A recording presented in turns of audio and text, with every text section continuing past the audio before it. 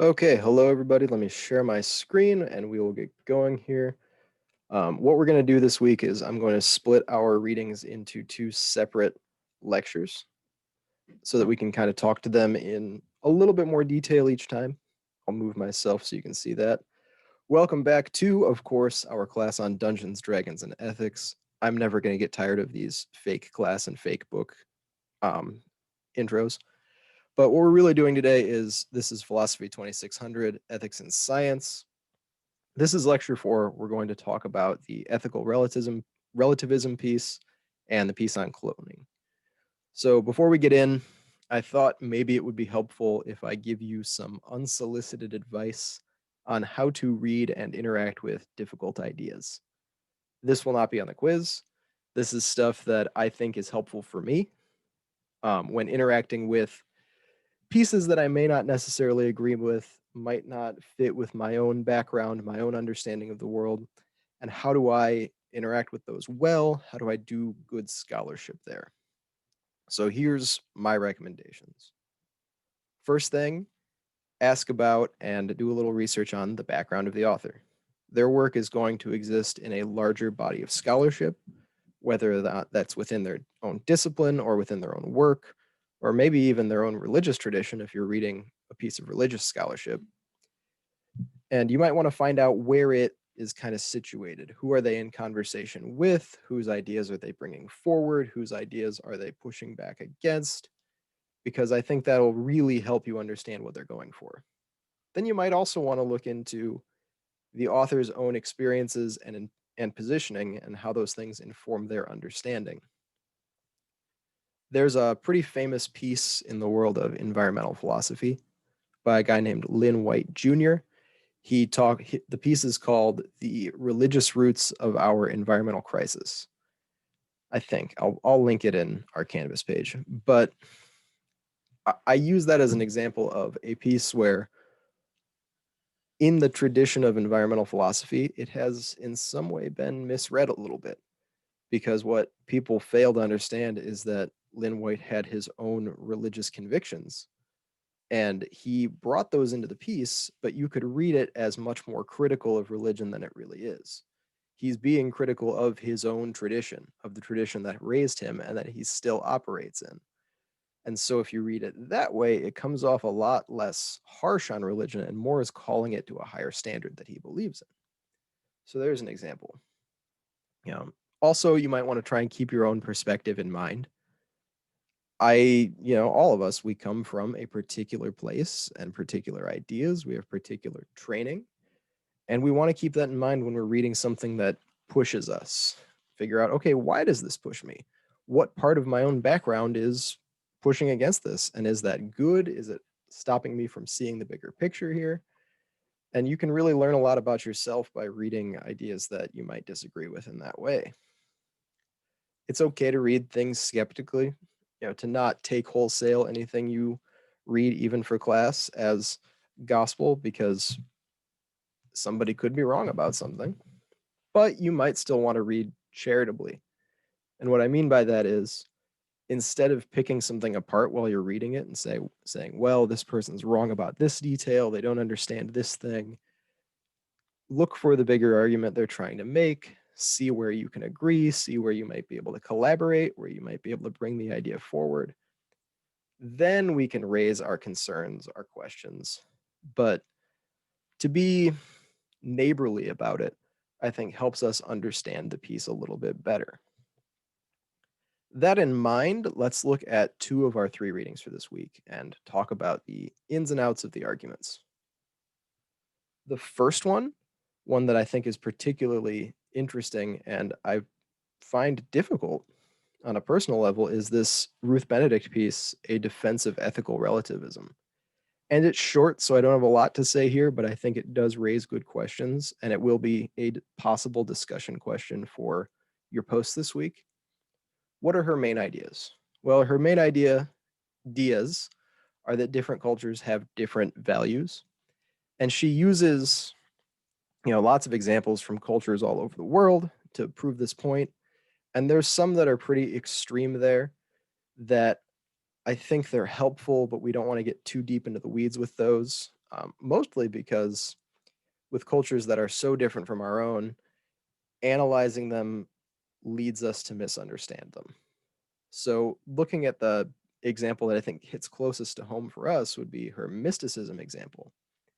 How what you would call the ecstatic experience of mysticism in some cultures is valued.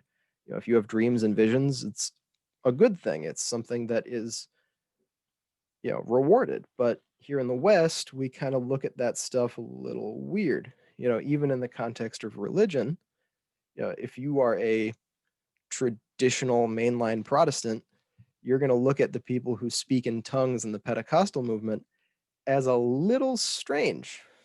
And that's because there's some differences in culture there. What she means is that normalcy is culturally defined. The things that we look at and say, okay, this is acceptable, this is what a regular person would do, that's a product of culture in her mind. And that the individual's sense of morality is a product of cultural conditioning. The things that you are taught to value as a child are the things that you are likely to value as an adult. So for Benedict, ethics is more about cultural habit than it is about some form of higher morality. Accepting the premise for a minute, what does this matter for? Well, on one hand, it then becomes possible to shape cultural norms and therefore a culture's ethics. We might still wonder, well, to what end are we shaping our cultures if, culture is all there is to ethics, but tabling that for now. Then there's also the reality that cultural differences often lead to conflict. What I believe is ethical, it might be different from what your culture believes to be ethical. And how do we resolve that conflict? Well, maybe we come to an understanding of our difference and agree to leave each other alone. Still, we might want to ask some questions here. First, is culture really all there is to ethics? Is there nothing higher? And there are definitely a lot of ways that you could answer that question. You could say reason tells us that there are ethics in this way. Religion tells us that there is a higher source of ethics. You might be able to point to nature in some way, or you could just say, look, our survival as a species means that we do need to develop some kind of higher ethical system. Either way, we need to ask, can we transcend our conditioning and how? Isn't the challenging of unethical norms a moral good? And if so, how is it that the people who are challenging that which is unethical in a culture are themselves ethical if culture is the source of ethics? See, it doesn't quite line up there.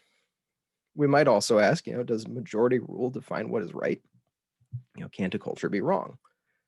And if so, how? Sorry about the cough.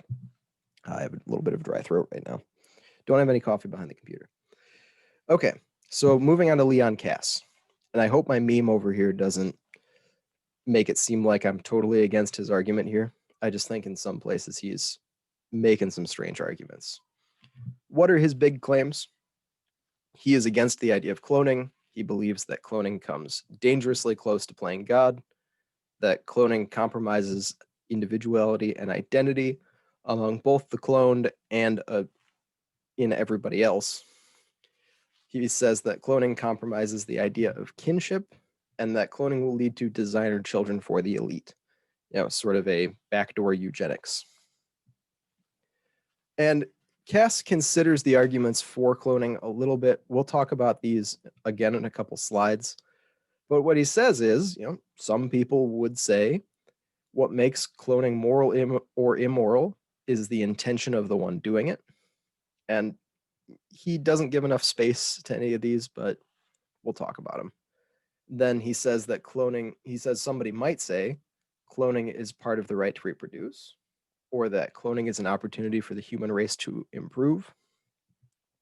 And dismissing those, his arguments are, well, there's no kinship between the clone and the creator. This isn't a parent-child relationship anymore. What he calls the profundity of sex that leads to human life is now gone. Instead of a child, you have a product. And again, like I said in the previous slide, he argues that this is just eugenics by another name. And eugenics is a idea that in some way good traits in the human race could be pushed forward into different generations, but really it's just race science and has a very dark history and is not something that should be practiced. And so in there, I think we can agree with Cass that if the goal here is improvement, well, who gets to decide what improvement is? Who gets to decide what traits are valuable and which ones are not? And the answer there has usually been people in power. And power does not mean moral righteousness. It does not mean goodness. And so that is a fair concern. He also writes that cloning dehumanizes the child brought into being. Instead of being begotten, instead of being someone's child, a clone is a product. It's a piece of manufacturing. And that's a fair worry. What does it mean to be a person who's manufactured? Is that life then a person or not? Do they get to be treated as a person? And then where is individuality and identity when you are made to be something? Let's say that you are a clone of Usain Bolt. You are created to be an Olympic sprinter. Does that mean that you have no destiny of your own, that your destiny is what your creator or purchaser wants you to be? That's a scary thought. Then what about a clone being made for someone other than themselves? Somebody is living vicariously through you if you're a clone because they created you for some purpose that you didn't get much say in. No matter what, I think we can say that cloning is an issue that is bigger than personal morality. This is a society-wide ethics question because most of us would probably not be purchasers of clones, and we are not ourselves clones. We probably wouldn't be participating in the act of cloning, but we would live in a society in which cloning is a possibility. And so, do we bear some responsibility there? In one of our previous lectures, I quoted Heschel saying, "Few are guilty, but all are responsible." And I think, yeah, that might be true here as well. Is if I live in a society where cloning is a thing, then I have some responsibility for those clones to be treated ethically, to be treated well. I have a responsibility for the ethical questions that led up to their creation. It goes beyond what I personally can do because it's a collective problem. Then some questions to ask that I don't think Cass really considers. First, is biology all there is to kinship? There are different family structures than just biological parents and children, right? There's adoption, there's non-traditional family structures, there's kinship by choice, all of which are valid, right? Those are families, those are kinship, and they go past the biological parent-child structure. And then this idea that, severing biological sex from procreation dehumanizes the child who's made, well, I don't know. What about in vitro fertilization? Are those children still not people? Yeah, Cass doesn't really consider that. And then what about environment? How does that play into a person's development? Just because you are biologically a clone of, say, Harrison Ford, does that mean that you're going to grow up to be an actor? Well, maybe not. You're going to have different experiences than that person. You're going to have different events in your life that shape you for who you are. To what degree is biology destiny? I don't know, and I don't think anybody has a definitive answer to that question. We might also note here that according to the Human Genome Project, and I will drop this link into our Canvas page, clones aren't always quite identical to the original. There was a study that was done with clones of cats, and they used cats with more than one color on their body in terms of fur, and the fur patterns were different between the original and the clone. So even biologically, things might not be exact copies. And then we might also ask, well, are designer babies really the worst outcome here? And no, I think you could think of much worse outcomes. Cloning being unregulated, the question of whether or not clones are fully people being on the table, well, then doesn't that lead corporate entities who just want to profit to create maybe clone military personnel or clone workers who are not paid well, are not treated well because they don't qualify as human by whatever laws of whatever country they're operating in? That's, to me at least, a much more nightmarish scenario. And I found myself wishing Cass would engage in that a little more, because that sounds more likely that, say, Nestle or Apple might try something like that and try to keep it hidden so that you can have what seems like a morally free product when you purchase it, but there are all these cost-cutting measures that harm real lives behind it. Continuing with things Cass might not be considering, what about what is called therapeutic cloning, which is the cloning of, just individual stem cells? We're not bringing a person into the world here. We're cloning it up to a point, for the creation of medical research, for different treatments, what have you. Is this ethical? I don't know. That might be a different question. Is there a point to which cloning is okay, and then after that, it's a departure from morality? And then what about those arguments for cloning that he kind of brushes off at the beginning? What about intention? Does intention matter? Couldn't we regulate based on the intention of the person doing the cloning? What do they want to do with it? That could be a fair question to ask. And what about the right to reproduce? I think this is one that a lot of people would butt up against and say, you're being a little too overly traditional here. There's some wiggle room. Where that boundary is, I don't know, but there might be some. And then what about improving ourselves? We already do this in some ways. I wear glasses sometimes, I wear shoes, I get medical treatments. Aren't those ways that I've scientifically improved my own body? Can't we extend this further? That's a fair question to ask, and one that I think we might want to grapple with. And then looking back at the Benedict piece, are there cultures in which cloning would be acceptable with the cultural morality they have? Or is this some kind of transcendent line in the sand? And if it is, okay, how? Where? How are we getting the source of this higher transcendent ethic that presents itself in cloning? Another question we might want to ask is, well, is cloning the problem or is cloning a symptom?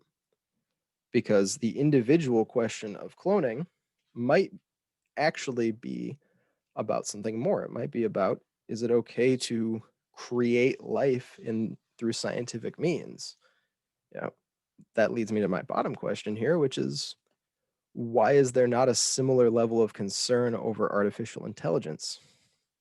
Whereas cloning research has kind of not been a big part of the cultural conversation lately, artificial intelligence is something that countries and corporate entities are pouring money into because it's profitable. And right now, that's presenting itself in fairly innocuous ways, like self-driving cars being taught to hit a tree instead of a person if it has to make a decision between the two. But what happens when someone creates a consciousness, a living artificial being? Isn't that the same question as cloning? What separates cloning to be something that we need to be very concerned about, but a computer consciousness as something that is perfectly okay and doesn't seem to get as much pushback? And I don't have answers to these questions. There will be a discussion question about it for you to kind of toss ideas around. I'd love to hear what you guys think. Wrapping up for now, what's next? So in the next lecture, we're going to talk about this piece from Peter Singer about animal liberation. So that's in lecture 5. Make sure you read the Singer piece before you watch that if you haven't already. You also have the quiz from module 1 due. That is due in the first week of this module. So if you haven't done it yet, please do it. And then I will have details for the discussion post this week in the end of the next lecture. So that's where we're going to wrap things up for now. Hope you guys are doing well. Please reach out to me if you are having any issues. And where's Zoom here? Oh, I need to stop sharing. Okay. Have a good day, everybody. And I will see you in about 30 seconds here for the next lecture.